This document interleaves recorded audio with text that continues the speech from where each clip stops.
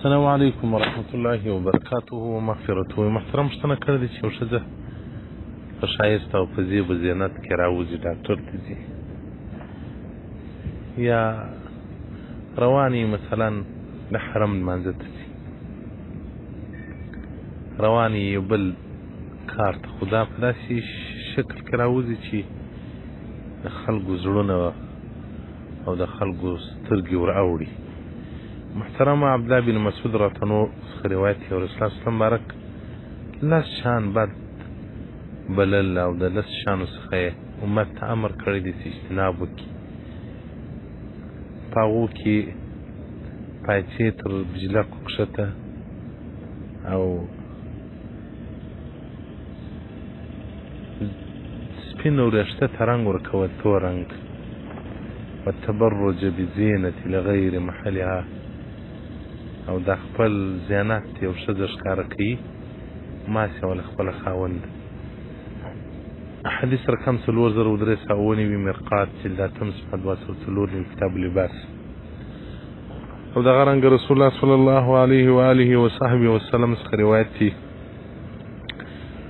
که یو ښځه له کوره راووځي د انسانانو سترګې ور جلب کړي، چې هر څو انسانان په فتنه کې واچوي د هغو انسانانو ګناوې دې ښځې و عملنامې ته ننوځي، نویشته کېږي. له بده مرغه نه پوهېږم چې الله جل جلاله په داسې وخت کې ژوند راکړي، داسې وخت الله راوستلو چې حریان پاتې سو چې قرآن موږ ته څه وایي، احادیث مبارکه سره ته وایي، د رسول الله صلی الله علیه وسلم سیرت او صورت سره ته وایي، او موږ په کوم ماحول کې یو، زموږ خلک څه کوي.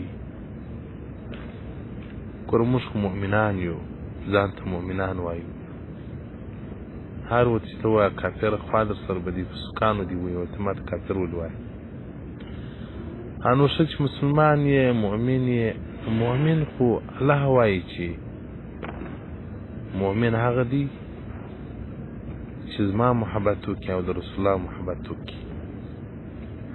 د رسول الله محبت په متابعت کې دی، سړی د رسول الله صلی الله علیه وسلم متابعت وکړي.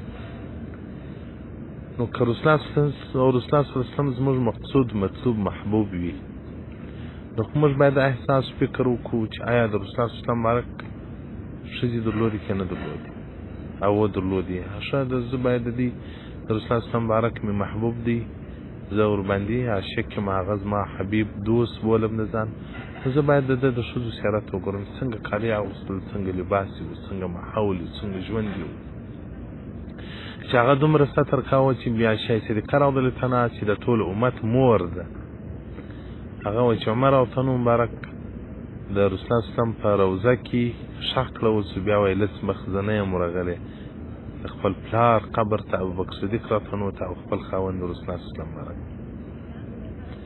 آیا رسول الله صلی الله علیه وسلم اصحاب درلوده که نه درلوده؟ و بیخي په زرهاو صحابه کرام یې درلوده.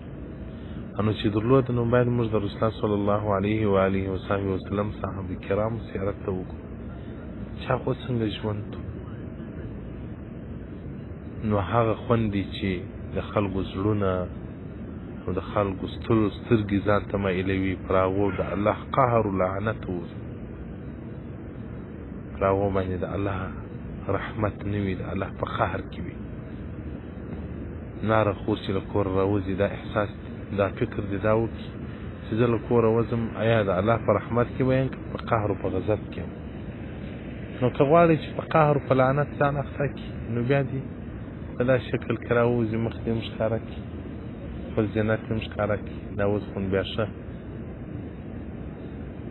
دغه تورې چادرې راووتلې، باره دا سترګې درته رایستلي، ښې یې تورې کړي، باره به یې چونګوښه ننوتلي، خلکو ته به دې خوند ورکړي، هغه چې وایي د بغرم شاپېرې راووتلې.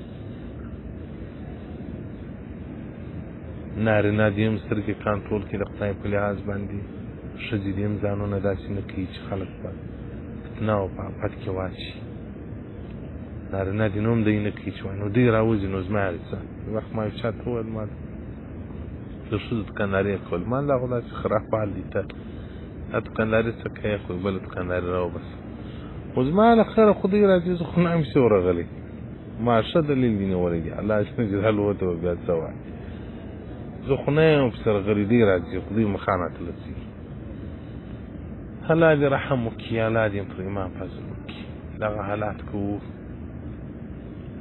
حالات کوو زموږ د ایمان خوند به نه یو ایمان را پاته دی نور یو شی به رانسته ایمان نارې به و چې الله بې ایمان مه کوې. والسلام علیکم ورحمة الله وبرکاته.